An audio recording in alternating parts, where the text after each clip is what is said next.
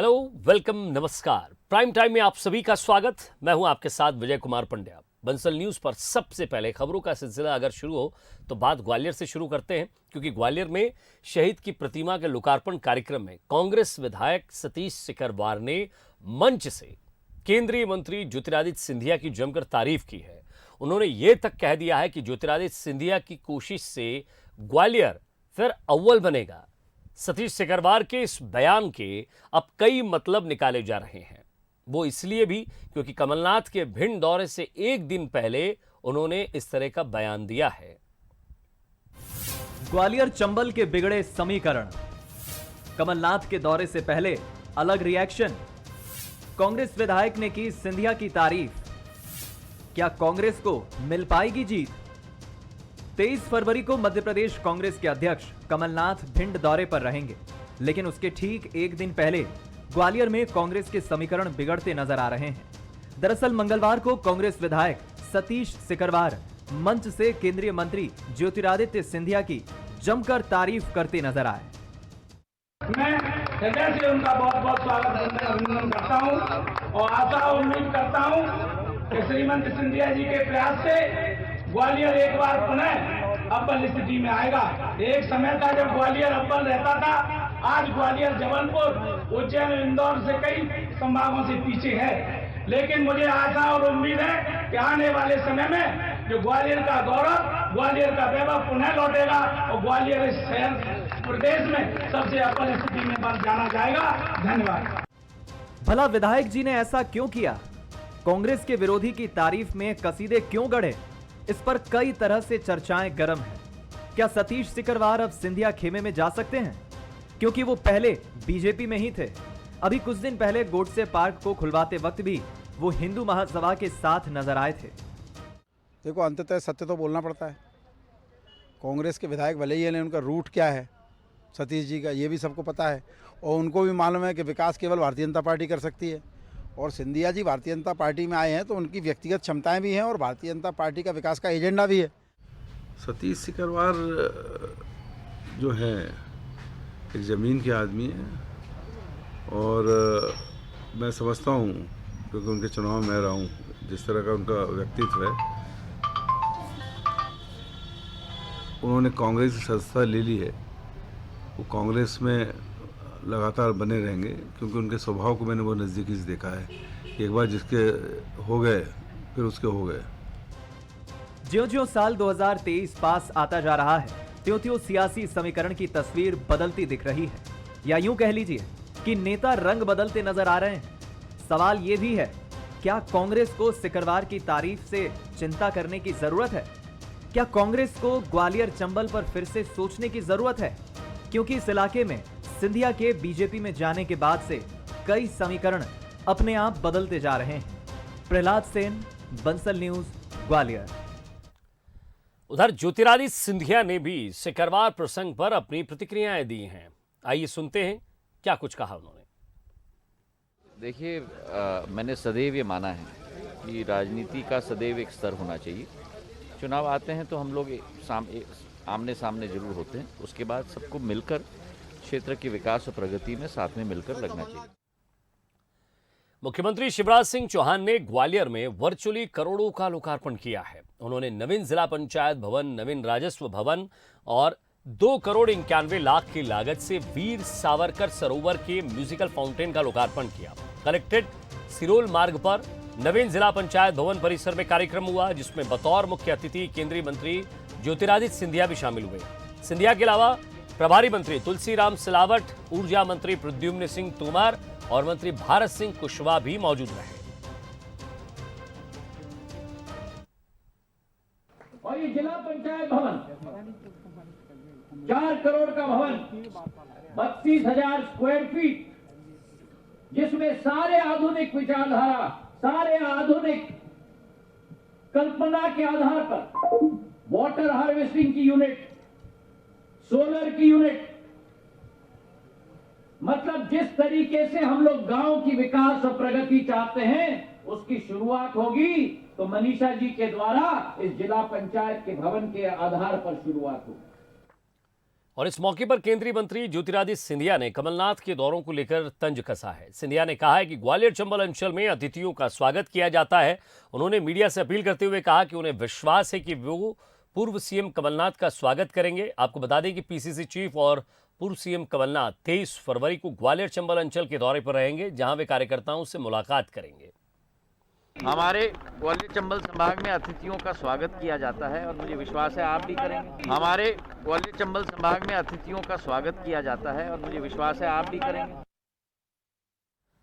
और मध्य प्रदेश में Congress party digital सदस्यता अभियान चलाने जा रही है और इस अभियान के तहत 65 लाख नए सदस्य बनाने का लक्ष्य रखा गया है। मगर अभियान के शुरू होने से पहले ही कांग्रेस ने एक जांच समिति बनाई है जो किसी भी तरह के फर्जीवाड़े को रोकेगी। आखिर क्या है ये पूरी जांच समिति, कैसे काम करेगी, जरा इस रिपोर्ट में समझिए।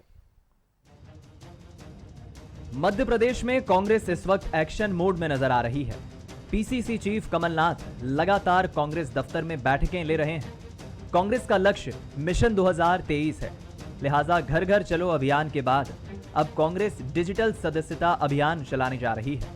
इस अभियान के तहत पार्टी ने प्रदेश में 65 लाख नए सदस्य बनाने का लक्ष्य रखा है।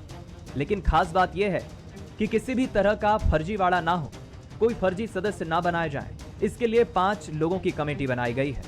कमेटी के सदस्य सिद्धार्थ राजावत का कहना है कि हम बीजेपी की तरह मिस कॉल वाला फर्जी सदस्यता अभियान नहीं चलाना चाहते। कांग्रेस जो भी सदस्य बनाएगी उसको पहले ओटीपी दिया जाएगा, उसके बाद ही उसे जोड़ा जाएगा। कांग्रेस के कुछ प्रवक्ताओं को एक जिम्मेदारी दी गई है। 7-8 लोगों की एक समिति बनाई है जो जिलेवार सारी जो डिजिटल सदस्यता होगी उस पर निगाह रखेगी और उसको सत्यापित करेगी कि उसमें कोई फर्जी मेंबरशिप तो नहीं हुई है। वहीं कांग्रेस के इस डिजिटल सदस्यता अभियान पर अब बीजेपी निशाना साध रही है। अभियान को लेकर बनाई गई जांच समिति पर बीजेपी का कहना है कि कांग्रेस को अपने नेताओं पर भरोसा ही नहीं है, इसलिए अभियान शुरू होने से पहले ही फर्जीवाड़ा शुरू हो गया है। तो ऐसे कार्यकर्ता नहीं है, केवल योजनाएं बनाना और नकल करना, इसकी घोषणा करने मात्र से कुछ तो नहीं हो जाएगा। तो प्रयास करना चाहिए उनको। मैं उपचुनाव के समय भी उनकी घोषणाएं पढ़ता रहा हूं, सुनता रहा हूं। हर बूथ पे 30 कार्यकर्ता खड़े हो जाएंगे, 3 कार्यकर्ता ढूंढे नहीं मिलते। कांग्रेस का अब जनाधार मध्य प्रदेश में समाप्ति की ओर है। कुल मिलाकर कांग्रेस के इस डिजिटल सदस्यता अभियान को लेकर कांग्रेस और बीजेपी आमने सामने है। सियासत के बीच कांग्रेस 65 लाख नए सदस्य बनाने में कामयाब हो पाएगी, ये आने वाला समय बताएगा। सूरज शर्मा, बंसल न्यूज, भोपाल। और मध्य प्रदेश के लोगों के लिए एक राहत भरी खबर है। लंबे समय बाद तमाम प्रतिबंधों से राहत मिली है। प्रदेश सरकार का बड़ा फैसला सामने आया है और आज से नाइट कर्फ्यू हटा दिया गया है। महाशिवरात्रि, होली और रंगपंचमी त्योहार से पहले ये राहत की खबर है। साथ ही अब रात भर शादियों में मेहमान शामिल हो सकेंगे, लोग भी मेहमान नवाजी कर सकेंगे। सीएम शिवराज सिंह चौहान ने कहा कि प्रदेश में पॉजिटिविटी रेट 1% से भी कम है, इसलिए ये निर्णय लिया गया है। हालांकि उन्होंने अपील की है कि होली, रंगपंचमी समेत सभी त्योहारों पर लोग सावधानी बरतें, मास्क जरूर पहनें।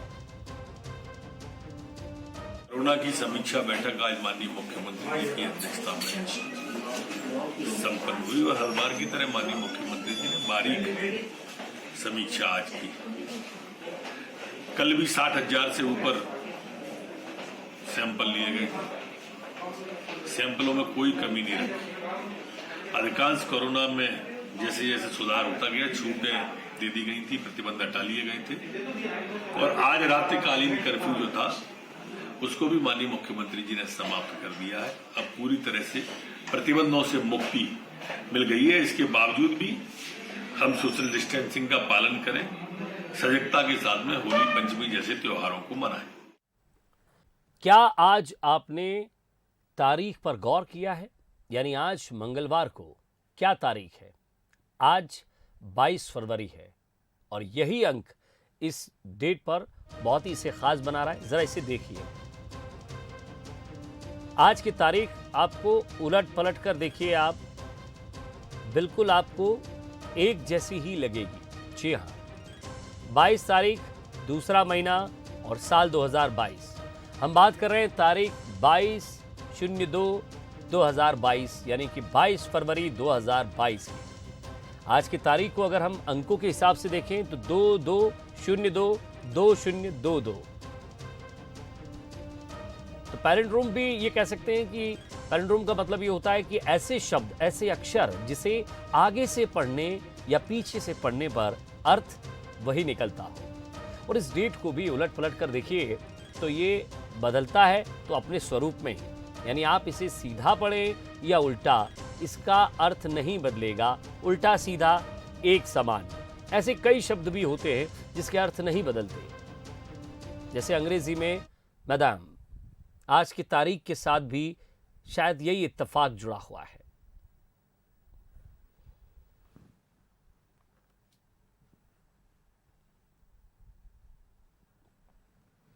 और अंतर्राष्ट्रीय क्रिकेट में एक बार फिर हम इंदौर की बात करेंगे, क्योंकि इंदौर का दबदबा एक बार फिर नजर आ रहा है। वजह भी साफ है, इंदौर के 2 खिलाड़ी टीम इंडिया में एक साथ डेब्यू कर चुके हैं। इंदौर के ये दोनों खिलाड़ी जब एक साथ वेस्टइंडीज के खिलाफ मैदान में उतरते हैं तो होलकर कालीन क्रिकेट की याद भी ताजा हो जाती है। एक रिपोर्ट आपको इस पर जरूर दिखाते हैं। इसे मध्य प्रदेश और खास तौर पर इंदौर के क्रिकेट जगत का सुनहरा दौर ही कहेंगे, जब इंदौर के 2 क्रिकेटर टीम इंडिया में न सिर्फ शामिल हुए हैं बल्कि मैदान में भी अपना जौहर दिखा रहे हैं। हम बात कर रहे हैं इंदौर के तेज गेंदबाज आवेश खान और ऑलराउंडर वेंकटेश अय्यर की। 20 फरवरी को वेस्टइंडीज के खिलाफ खेले गए T20 मुकाबले में वेंकटेश अय्यर और आवेश खान एक साथ मैदान में नजर आए। लेकिन इन सब के बीच 20 फरवरी की तारीख इंदौर के लिए किसी इतिहास से कम नहीं है, क्योंकि 15 अगस्त 1936 के बाद यह पहला मुकाबला था जब इंदौर के 2 खिलाड़ी एक साथ प्लेइंग 11 में शामिल हुए थे। बहुत अच्छी साइन है, मैं सोचता हूँ कि मध्य प्रदेश क्रिकेट के लिए और दूसरे युवा खिलाड़ियों के लिए भी एक प्रोत्साहन की बात है कि 2 हमारे युवा खिलाड़ी भारतीय टीम में जगह बना रहे हैं, T20 की भारतीय टीम में। और यह एक उनको विश्वास देता है कि अगर उनके साथी लोग कर सकते हैं, अच्छा मेहनत करके और अपनी प्रतिभा के दम पे जा सकते हैं, तो दूसरे खिलाड़ी भी कर सकते हैं। तो एक अच्छी शुरुआत है। भारतीय क्रिकेट टीम के पहले कप्तान सीके नायडू और विदेशी धरती पर पहले भारतीय शतकवीर कैप्टन मुश्ताक अली की जोड़ी ने आखिरी बार एक साथ भारतीय टीम का प्रतिनिधित्व किया था। वहीं पूर्व रणजी क्रिकेटर देवाशीष निलोसे कहते हैं कि लंबे समय बाद इंदौर के 2 खिलाड़ी एक साथ टीम इंडिया में प्रतिनिधित्व कर रहे हैं। ऐसे में दूसरे खिलाड़ियों को भी मोटिवेशन मिल रहा है। का नाम जब भी आता है तो हम होलकर्स एरा में जाते हैं और वहाँ से हम देखते हैं कि एक समय था कि भारतीय क्रिकेट को Holkar era, Holkar team rule करती थी। और उसके बाद से एक हम मध्य प्रदेश और ख़ासकर इंदौर उस जद्दोजहद में लगे थे कि वो स्वर्णिम काल को हम कैसे वापस पुनः लेके आएँ और कैसे हम इंदौर को राष्ट्रीय पटल पे क्रिकेट में हम स्थापित कर पाएँ। निश्चित तौर पे जो यंगस्टर्स हैं उनको बहुत प्रभावित करेगा। इधर मैदान में पसीना बहाने वाले यंग प्लेयर्स का कहना है कि इस बात की उम्मीद और बढ़ी है कि आने वाले दिनों में इंदौर के कई चेहरे टीम इंडिया में शामिल होंगे। मैं उन दोनों को बहुत टाइम से देख रहा हूँ, मैं पिछले 5-7 साल से उन लोगों को देख रहा हूँ। उन लोगों का वर्क एथिक और हार्ड वर्क ने उन लोगों को आज इतना ऊपर ले गए। वो बहुत मोटिवेशनल है वो हम लोगों के लिए, क्योंकि वो हम लोगों के साथ ही प्रैक्टिस करते थे हमेशा और हम लोगों को गाइड करते थे। तो हमारे लिए काफ़ी मोटिवेशन की बात है, अच्छी बात है। मोटिवेशन यही मिलता है कि हमारे साथ खेले हुए हैं और वो अभी गए हैं ऊपर, तो हमें भी कॉन्फिडेंस है कि हम लोग भी जा सकते हैं। और ऐसा लगता है कि कोई टफ़ काम नहीं है, इजी है ऊपर जाना भी। पहले ऐसा लगता था कि एमपी के प्लेयर्स जाते नहीं हैं और अब वो लोग गए हैं, तो कॉन्फिडेंस ये है कि सब लोग भी कर सकते हैं। हालांकि सीके नायडू और कैप्टन मुश्ताक अली के बाद इंदौर के ही हीरालाल गायकवाड़, चंदू सरवटे, नरेंद्र हिरवानी, अमय खुरासिया और नमन ओझा भी टीम इंडिया का प्रतिनिधित्व कर चुके हैं। ऐसे में अब जब आवेश और वेंकटेश एक साथ मैदान में नजर आए तो यह कहना गलत नहीं होगा कि क्रिकेट जगत में अब इंदौर के नए दौर की शुरुआत हो रही है। करीब 8 दशक बाद ये पहला मौका है जब इंदौर के 2 खिलाड़ी इंडियन क्रिकेट टीम में शामिल हुए हैं। इससे पहले कैप्टन सीके नायडू और मुश्ताक अली विरोधियों को टीम इंडिया में शामिल होकर धूल चटा चुके हैं। उम्मीद की जा रही है कि इसी तरह से आने वाले दिनों में भी मध्य प्रदेश और खास तौर पर इंदौर के खिलाड़ी इंडियन क्रिकेट टीम में अपना कमाल दिखाएंगे। इंदौर से बंसल न्यूज के लिए पीयूष पारे की रिपोर्ट। और इसी के साथ फिलहाल इस बुलेटिन में इतना ही। नमस्कार।